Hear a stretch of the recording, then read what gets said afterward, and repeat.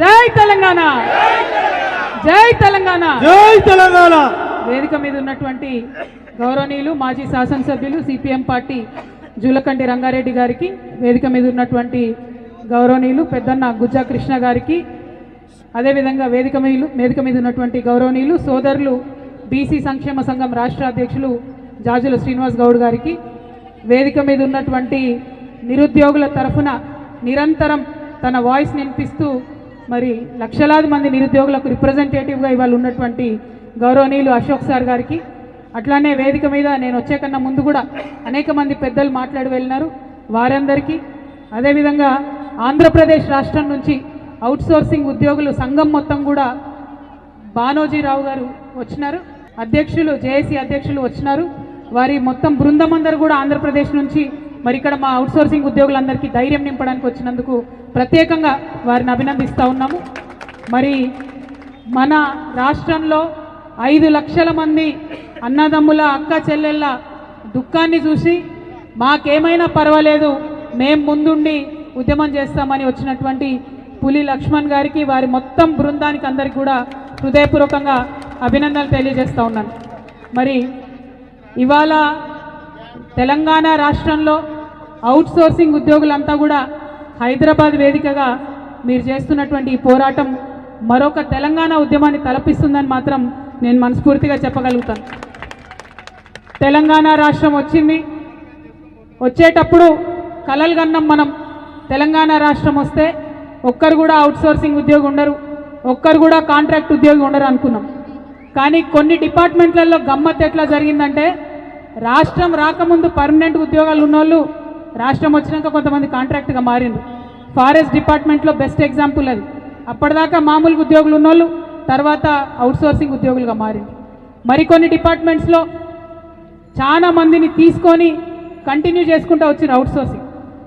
ఏనాడు కూడా unfortunately BRS ప్రభుత్వంలో కొన్ని డిపార్ట్మెంట్లలో ఉన్న అవుట్సోర్సింగ్ ఉద్యోగుల్ని ఎలక్ట్రిసిటీలో ఆర్టిజన్లుగా ఉంటే వాళ్ళని మార్చడానికి శాయశక్తులుగా కొంతమంది మేము ప్రయత్నం చేసినాం.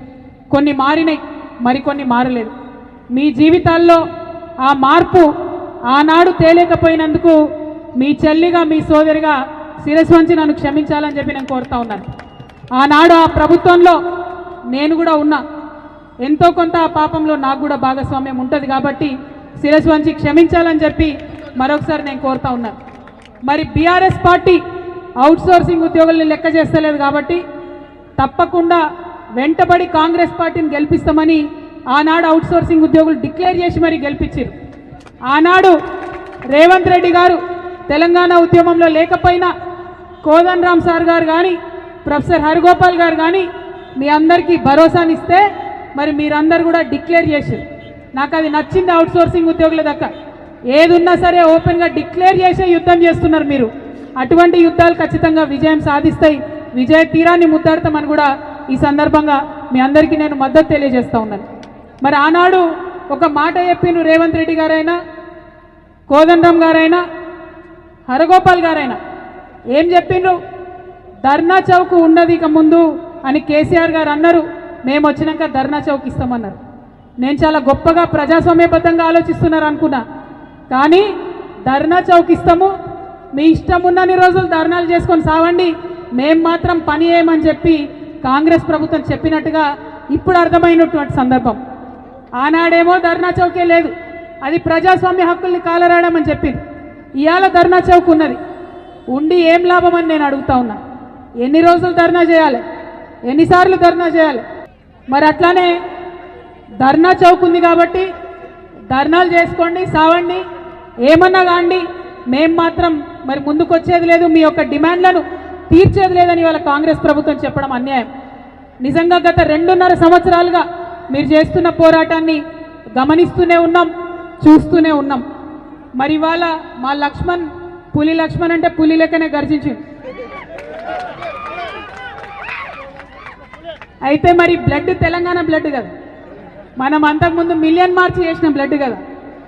ఇవాళ మనం 5 లక్షల మంది మీ అఫీషియల్గా ప్రభుత్వం లెక్క ప్రకారమే ఉన్నాం, అంటే 500,000 ఉన్నాం మనం. మిలియన్ మార్చి చేస్తే తెలంగాణ వచ్చింది. ఈ 500,000 మంది హైదరాబాద్ వీధులలో మార్చి చేస్తే చచ్చినట్టు మనకు కార్పొరేషన్ వస్తుంది. అట్లా మార్చి చేయడానికి దయచేసి ప్లాన్ చేయాలి. ఎందుకంటే సమస్యను గుర్తించడం ఒక లెక్క అయితే, దాన్ని ప్రశ్నించడం ఇంకో లెక్క అయితే, అది పరిష్కారం దొరికేంత వరకు కూడా ప్రయత్నం చేయడం నిజమైన తెలంగాణ బిడ్డ లక్షణం. దానికోసం మనం వెంటబడదాం. ఖచ్చితంగా మీ వెంట తెలంగాణ జాగృతి నడుస్తుంది. ఈ వేదిక మీద ఉన్నటువంటి పెద్దలందరూ కూడా మనసా వాచ కర్మ మీతో నడుస్తారు. మరి అవుట్ సోర్సింగ్ అనేటటువంటి ఈ మొత్తం వ్యవస్థలో ఎవరు లాభపడుతున్నారని ఒకసారి ఆలోచిస్తే తెలంగాణ యువకులకు ఏం లాభం లేదు. తెలంగాణ ప్రభుత్వం నుండి తెలంగాణ ప్రజలు ఏదైతే పన్నులు కట్టినటువంటి సొమ్ము ఉందో అది మధ్యలో కేవలం ఒక 900 మంది ఏజెన్సీలకు పోతున్నది. ఎంత ఘోరం అంటే 18% GST పోతున్నది. అయితే కేంద్ర ప్రభుత్వం ఇటువంటి ఏజెన్సీలకు GSTని 18 నుండి 5% తగ్గించింది. తగ్గించినా ఇప్పటి వరకు అది ఇంప్లిమెంటేషన్ అయితే లేదు. ఎందుకోసం అయితే లేదు? లాపర్వా, రాజుల సొమ్ము రాళ్ల పాలు, అంతేగాని ప్రజల పాలు కావద్దు, ఉద్యోగుల పాలు కావద్దు. కాబట్టి ఆ లాపర్వాతోని కనీసం దాన్ని 5% కూడా తగ్గిస్తలేదు. అదేవిధంగా ఏజెన్సీ కమిషన్ పోతుంది. అవి కలిపి మనకిచ్చినా కూడా మన ఉద్యోగులకు లాభం అవుతుంది. ఈ సందర్భంగా నేను అభినందిస్తా ఉన్నా లక్ష్మణ్ గారు మొత్తం వాళ్ళ టీంని. పదే పదే వాళ్ళు ఒక మాట చెప్తున్నారు, ఒక్క రూపాయి కూడా ప్రభుత్వం మీద బర్డెన్ పడదు, ఒక్క రూపాయి కూడా మీ మీద బరువు పడదు. మరి ఒక్క రూపాయి బరువు పడకుంటే ఎందుకోసం పనిచేస్తలేదు ప్రభుత్వం? ఆలోచన చేయాలి దయచేసి. కేవలం ఆ ఏజెన్సీలతో కలిసి ఉన్నారు, వారి కొమ్ము కాస్తున్నారు కాబట్టే 5 లక్షల మంది ఉద్యోగులను అన్యాయం చేస్తున్నారు. ముఖ్యంగా ఈ అవుట్ సోర్సింగ్లో మా ఆడబిడ్డలదైతే ఇంకా విపరీతమైన కష్టం ఉన్నది.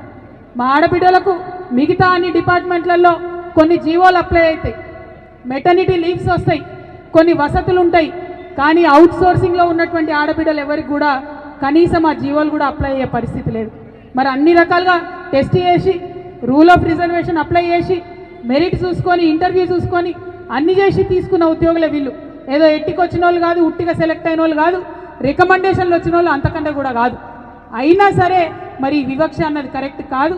డెఫినెట్గా ఈ రాష్ట్రంలో జాగృతి విధానం ఒకటే, అవుట్ సోర్సింగ్ ఎంప్లాయీస్ ఉండొద్దు ఫ్యూచర్లో కూడా, కాంట్రాక్ట్ ఎంప్లాయీస్ ఉండొద్దు ఫ్యూచర్లో కూడా. ప్రభుత్వం నుంచి ప్రభుత్వ శాఖలను పటిష్టం చేసేందుకు, ప్రజలకు ప్రభుత్వం యొక్క పరిపాలన ఫలాలు వారి గడప దగ్గరికి అందించడానికి ప్రభుత్వ ఉద్యోగాలు ఉండాలనేదే మా తెలంగాణ జాగృతి పాలసీ. మరి మీ అందరికీ తెలుసు, జాగృతి అతి త్వరలోనే పొలిటికల్ పార్టీగా మారబోతా ఉన్నది, ఒక రాజకీయ శక్తిగా రాబోతున్నది. ఖచ్చితంగా అంత లోపలనే మీ సమస్య పరిష్కారం కావాలని నేను మనస్ఫూర్తిగా నమ్ముతా ఉన్నాను, కోరుకుంటా ఉన్నాను. పరిష్కారం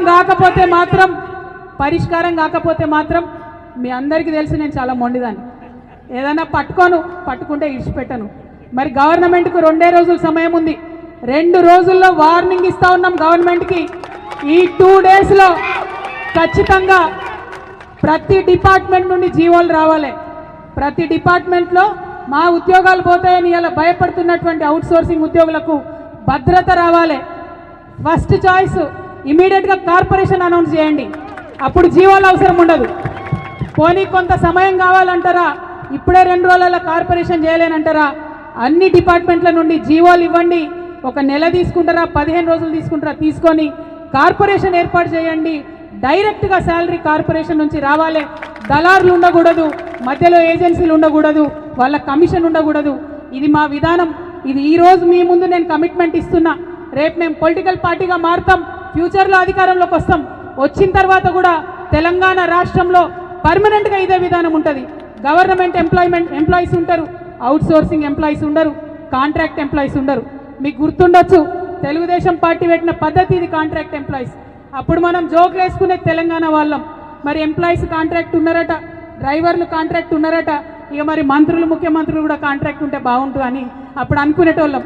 కానీ అది జోకుల కాడికే అయిపోయింది. కానీ మన జీవితాల్లో మార్పు రాలేదు. మార్పు రావాలంటే దయచేసి పిడికిలు ఎత్తుతాం. మీతో పాటు నడవడానికి ఈ వేదిక మీద ఉన్న పెద్దలందరూ కూడా సిద్ధంగా ఉన్నారు. నిన్నగాక మొన్న నేను విశారదనన్న ఖమ్మంలో చూపించిన శాంపుల్ ఉద్యమం అంటే ఎట్లుంటుందో, ప్రయత్నం అంటే ఎట్లుంటుందో, పడితే పట్టిన పట్టు విడవకుండా ముందడుగేస్తే ఎట్లుంటుందో విశారదనన్న నేను పోయి కూర్చున్నాం. అన్నం తినేది లేదు, మెతుకు ముట్టేది లేదు. ఆ పేదవాళ్ళ ఇంట్లో అక్కడ ఇచ్చేవారు కానీ కూర్చున్నాం. నేనే మొండిదాన్ని అంటే నాకన్నా మొండోడు ఉన్నాడు. ఈయన గట్టిగా కూర్చున్నాం ఇద్దరం. దెబ్బకు దిగొచ్చి ప్రభుత్వం అందరికి ఇండ్లు ఇచ్చింది. ఒక 2 రోజులు టైం ఇద్దాం గవర్నమెంట్కి. మన కార్పొరేషన్ రాలేదనుకోండి, ఏం చేయాలో అది చేద్దాం, ఎంతవరకైనా మీతో నడుస్తామని చెప్పి మీ అందరికీ తెలియజేస్తున్నాను. మరి అనేక మాటలు ఇచ్చినటువంటి ఈ ప్రభుత్వం అవుట్ సోర్సింగ్ ఉద్యోగులకు ఇచ్చిన మాటల్ని నిలబెట్టుకోవాలి. వారికి కోదండం గారు బయటకు వచ్చి మాట్లాడాలి, హరగోపాల్ గారు బయటకు వచ్చి మాట్లాడాలి. ఈ మేధావుల మౌనం 5 లక్షల మంది ఉద్యోగులకు ఇవాళ తీరని నష్టం కలుగుతుంది. కాబట్టి ఖచ్చితంగా వారు జవాబుదారీగా ఉండాలని కోరుకుంటూ మరి మీ అందరి దగ్గర కూడా సెలవు తీసుకుంటున్నాను. Thank you. జై తెలంగాణ.